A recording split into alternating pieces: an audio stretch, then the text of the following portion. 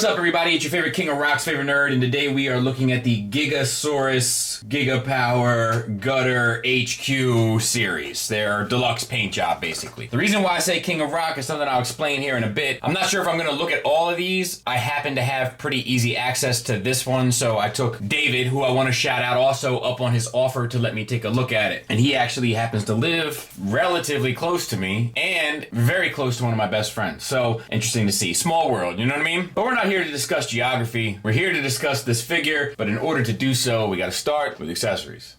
So he comes with this gun. It has a battery option that's not installed, but this lights up, which I think is cheesy, honestly. I mean, it's cool in the sense of the gimmick, but I think it would have looked better, especially for this hyper painted one, to have just painted the whole thing. The sculpt is great, and the paint job is tremendous with this. There's a name for this, the type of shading on metal, but it looks like it's done with an airbrush, and it looks beautiful. I'll say it's a little heavier at the barrel than it is back here, and it looks like two separate pieces, so I'm guessing this was painted separately, because there's a lack of cohesiveness amongst these two pieces. But overall, I don't think you'll notice or it'll bother most. It has a flip out option on top that will allow you to plug this in to the kind of 5mm port type ports that he has on his legs.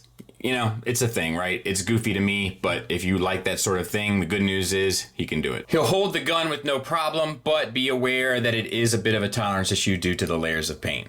He also comes with this, which I think is intended more for Dinosaur mode. This is painted beautifully, top to bottom. This doesn't have the kind of cohesive issues that the other gun does. But you have this little handle here. You have this silver that's painted. Just I can't stress it enough. It looks tremendous. And then you have the gold, and the gold is airbrushed. It looks as well, and it's weathered. It looks like it's been singed from like kind of all the blaster fire and such. Just beautiful, beautiful, beautiful. Can't stress it enough. And that will kind of do the same thing to the same ports in regard to Dinosaur mode. You can also use this in this tiny plug here that go into the side of the cannon for like a more supersized gun. It's a bit much, but it is possible. And it's not the best fit in the world. Like, I don't think it's intended for that, but you can do it. Or you can have it once again sitting on the side of the forearm in robot mode. He has a sword, and it's painted beautifully with the shading, airbrushed, dry brushed, it looks like as well. Absolutely fantastic. And you're just like the shadowing and stuff, like, dude, like, this level of paint is not common with this genre of figure. And then you have the red translucent plastic up here that does light up also with this light up feature. The batteries are not installed. Once again, I think it probably would have looked better with this paint job to have just done like a really kind of wicked and vibrant red paint job in the same, you know, kind of respect that they did this gold, you know, but just with red, I think that would have probably looked better, but you would have lost the gimmick, so I understand it ultimately. Just a matter of preference. And he'll hold that with the kind of peg into the palm in typical Masterpiece style. I will tell you there's a little bit of resistance. It's not a great fit, probably once again due to the paint, but it's fairly well, you know what I mean? It's not going anywhere. Caught it, Dave, caught it. And then he comes with this kind of a ball full of plastic translucent bits, and they go over top of certain elements like the head and so forth in order to sort of pull off the more G1 toy style. This is something that they included with their original release, and I guess they figured rather, that since they were just, you know, filling the molds again, they might as well, you know, fill this as well. So you get this. I'm sure that this is part of the same sprue of the other translucent pieces that make up his chest and stuff. So it's not like they went the extra mile, it's just they didn't cut any corners. And then you get one extra, thank you very much. Elvis face from Snarl, and that's why I said the King of Rock from tie it all back. Once again, I kind of dig the expression, honestly, and the red paint looks great on it. The red paint there looks great, and then all of the shading and dry brushing of the different metals looks fantastic as well, and really brings out all that sculpted detail. Tremendous job across the board in regard to the deco of this thing, which I'm sure is going to be kind of a broken record throughout this review. And now let's talk about the Dinobot. So you have this gold all throughout, and the gold is shaded with a black airbrush, it looks like, and then highlighted with a brighter tone. I'm not exactly sure. Then you have the blue metallic eyes there. You have the translucent pieces here, same sprue stuff that we were kind of talking about, right? And then on the spikes, not so much on the armor bits of the feet, but you do have some silver toenails painted on there. You do have weathering on all the spikes with a dry brush. So they decoed it the same way in regard to the color, and then they added the extra dry brush on top. And I'll be honest with you, to me, and I'm no expert, but I dabble, right? This looks like it was painted black and then the silver was painted on top, you know, with the dry brush, which always makes it look a bit more realistic. So that's cool as well. And then you have the same thing kind of down here and for the tail. All of it, all the gold is sort of done in that same style and just is absolutely beautiful. Then you have the silver. The silver has some weathering on it and then some shading and highlighting as well. All of it looks beautiful. All of it looks tremendous. The red and blue wires there, all of the painted details of all the little bits, just stellar. You'll never hear me complain about this level of paint. The red paint there, and that looks like it has been washed or has a panel line job. I'm gonna guess washed. Then we have the red paint itself. All of it is, I'm gonna guess a wash. Maybe like a wash and wipe kind of job, but it looks super weathered, looks good. And wash and wipe, I should have so to speak that. But yeah, and then the black paint on top, it looks outstanding. You have the blue metallic eyes. You have, articulation-wise, the head. You get pretty much a side to side on that unit, no up and down. The jaw does open, and then inside of the mouth, you get your little laser cannons here, and they are independently articulated on the same pin, so you can kind of have them however you'd like. Then you have the front arms, which are on a ball peg, I guess? Or maybe it's a universal. I can't really tell, but either way, you can get them out to there and around. Yeah, I must say universal. And it works really well. For the, oh, I guess we should say, you get this one joint here. Oh, I thought you did. Yeah, you do. It's just tight. Yeah, it's just really tight. Ratcheted, works well, with the exception of the tolerance. And a nice rocker there on the front. You know I'm a big fan of the beasts kind of having rockers on their paws because it's the only way you can kind of get them in dynamic poses. So, well done. Same for the other side. The rear legs, which are, you know, we'll talk about here in a bit as well. But you get this ratcheted universal, both forward and back. The universal slides out of the core to allow for a more extension, which is nice. So you get it all the way out, all the way around. Hard ratchets both ways. You do get that swivel there. You probably won't need it in Dinosaur mode. You get an ankle, or I don't know. What am I, a vet? I don't know if that's a knee or an ankle. I don't know animals. And then you get a baby rocker down here. This could use a little bit more, but a little bit's better than nothing. And then on the tail, you get a little wiggle waggle. And that's about the extent of this fella, with one exception. That's how he looks next to Tiger Tracks. So let's get him transformed. Using that same slide out feature that we talked about regarding the legs, slide it out, open up these tabs here, which were a pain on the first release, if I recall, as well. Here.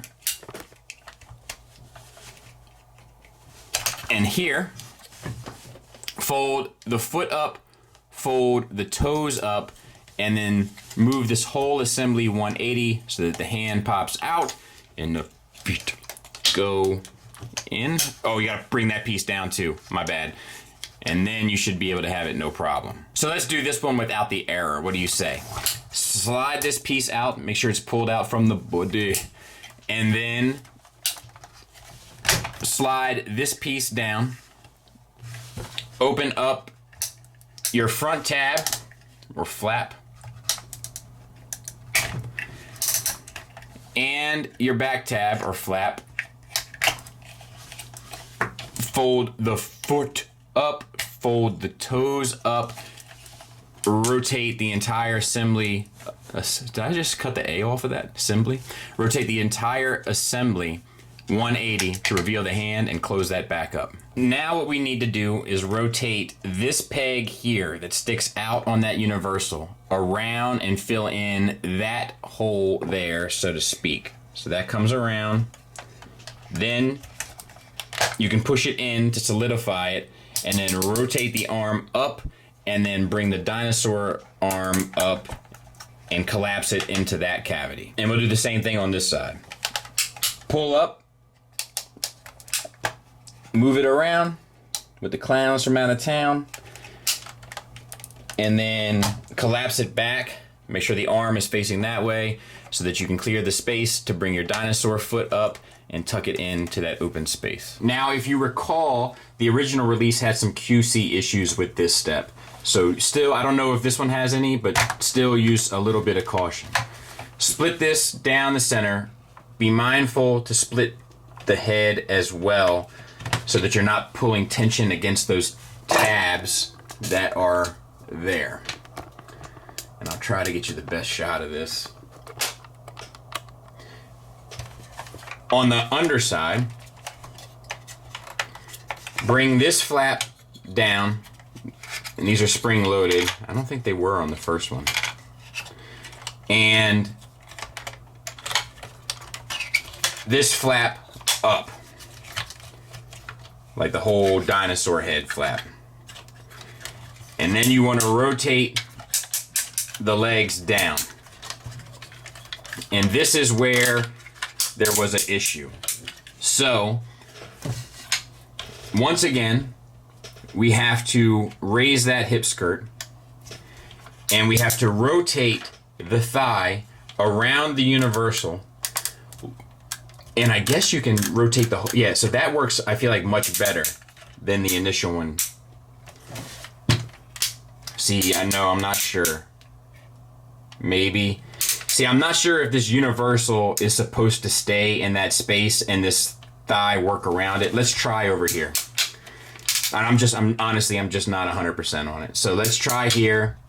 We're gonna rotate the universal. No, we wanna rotate the whole universal.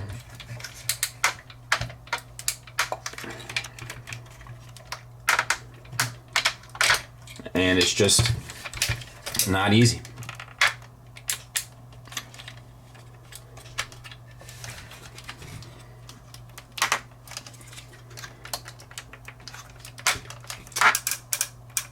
I'm not gonna do it.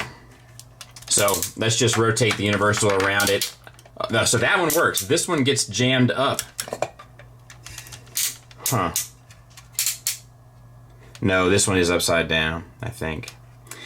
So this is the way you want it on this one, and that'll get you the leg all the way in. If you're not able to move the thigh all the way in, then you have the universal 180 degrees off. So I'm gonna sort that, we'll pick back up. Then this entire flip flap has to come down, but in order to do so, you have to make sure that this bottom piece, which has a little cutout there, clears that ankle. So bring that down, then you can fold it up, bring it towards the front of the thigh, and then bring the dinosaur head against the back of the leg, and then flip your foot here. So same on this side. Once again, make sure that you clear that properly. Bring that down so that that sits up against there. That'll actually fall into a little slot for it. And then rotate the dinosaur head back, and then bring the foot piece up. And actually you can extend this little toe here too while you're there. Rotate the waist 180 degrees. And then just the finishing steps. So bring the arms down, split the tail, open up this piece, rotate it towards the back, open up the chest, flip the head out, close the chest, you're good to go. So I'll clean them up, we'll take a look at them. All right, so let's talk deco, let's talk articulation. And we're just gonna cover the deco that we haven't covered already, right? Because I think I've drooled over this enough. So the head is on a ball peg, limited up, limited down. You do get the swivel. The face is done well enough. You do get the blue-eyed face. You get the same kind of details that we talked about with the other face, so no need to waste a whole lot of time there. You do get all these chest details with the silver, golds, reds, green paints underneath of the translucent plastic, and then you get to see a little bit more of this abdomen section that's decoed the same way that all of the red is, and it looks just as good, if not better. Arm articulation, we've already kind of covered it, but we'll go ahead and cover it a little bit more in robot mode. So if you utilize your pull-out feature with your universals, you can get both arms up to 90 degrees. You can get the swivel all the way around till you bump in to your wings here, but then you can even get the wings out of the way and go all the way around. You want to make sure that you don't lose track of where your universal is supposed to be, though. That's the only thing about that. Okay, so there we go. We have a bicep swivel. We have an elbow that gets you 90 degrees. We have a wrist swivel And then we have the fingers. The thumb is on a ball peg, and these fingers are on a secondary and or primary and secondary knuckle hinge, all individually articulated, which is good. Not fully articulated, but I think it's articulated enough. Waist swivel, which we already saw during transformation, it is a little tight, probably due to paint rub, I would imagine. You have hip skirts here. They'll fold up and out of the way. We'll just do one leg because this thing is massive. And then that'll get you the leg almost all the way up, all the way out to the side for the full Van Damme. And all the way back. So tons of articulation. You do get the blue and yellow paint. The yellow looks great over the blue, I'll have you know. So good on them for that, as well as the red paint on the hips. You get the thigh swivel. We've seen that as part of the transformation. You get the same sort of shading going on here with the silver in the thighs. You get a knee on a single hinge that gets you 90 degrees, so no issues there. And you get an ankle tilt and a toe tilt down. And an ankle rocker as well, but it's really just the toe, but that's kind of how the Dinobots have to work, so we'll let them have it, no big deal. So overall, pretty well done. Let me show you the back of the figure. I mean, even the shading inside of the tail is just beautiful. Cleans up well, but let's take a look at that tail just a little closer. I mean, just a ton of love went into that. There's a lot of pride in that sculpt, and rightfully so. To be fair, let me make sure that this knee isn't, yeah, single. But yeah, really, really, really good looking. Size comparison wise, there he is with the Fans Toys option. So the Fans Toys option is about a half a head shorter. Obviously, the paint and size is more impressive when standing next to the Fans Toys one. There's things I like about the Fans Toys one better as well. But you know I'm a sucker for paint. Had I known they were going to do all 5 of these, I probably would have gone with these for robot mode. But I'll be honest with you, little things like I think the black helmet on the Fans Toys one really makes it stand out, whereas the silver one gets lost. Just little things that kind of check my boxes down the line, but that paint is always going to make an impression on me. And there he is next to the Magic Square Prime. And this is one of those things where scale is in the eye of the beholder. For me, it's always seemed a little too large. Some people prefer their Dinobots to kind of tower over everything, and if that's how you see those characters, then that should work well for you. Final thoughts wise, let's talk about the negatives. The paint does come with a bit of tolerance issues along the way. In my personal opinion, it's more than worth it, but that's how I feel about paint. There's also some paint rub as a result of those tolerances. Those things kind of go hand in hand, right? If that's the sort of thing that bothers you, if you're a heavy kind of play guy, so to speak, then you're going to notice some scratching, you're going to notice some wearing. Display guys won't have an issue. It's important to note that there's still some issues regarding the hips. The flaps around the side of the hips specifically have a tendency to get caught underneath the universal joint thigh coverings and create clearance issues while trying to articulate it. Just be aware of it. It's not a huge problem. Just be aware of it and know that if you meet any resistance, to stop immediately. Something is wrong. Clear the hip skirts and you should be fine. My only other criticism is kind of a subjective one, but I wish they would have gone with a black helmet for the head. I think that would have set it apart a bit from the rest of the body, whereas all of the silver, you kind of end up, I feel like, losing the face in the silver, which is a bit of a bummer. I don't think it'll come as any surprise to anyone that I think this paint is absolutely magnificent, stunning, breathtaking in a manner of speaking. I've always liked this mold. It probably remains my favorite Gigapower piece. The engineering is, for the most part, fun, easy, rewarding, intuitive, and effortless. The articulation is sort of up to standard with the time it came out. It's a little lacking in that department by current standards, but I don't think that we can hold that against them. The sculpting work is magnificent. It has a super strong presence due to its size, cleans up beautifully, good materials, good hardware, just checks a lot of boxes down the line. So it's definitely a recommend from me. Just be aware of the few things I pointed out and you should be fine. Thanks for listening. Thanks for watching. Until next time, take care.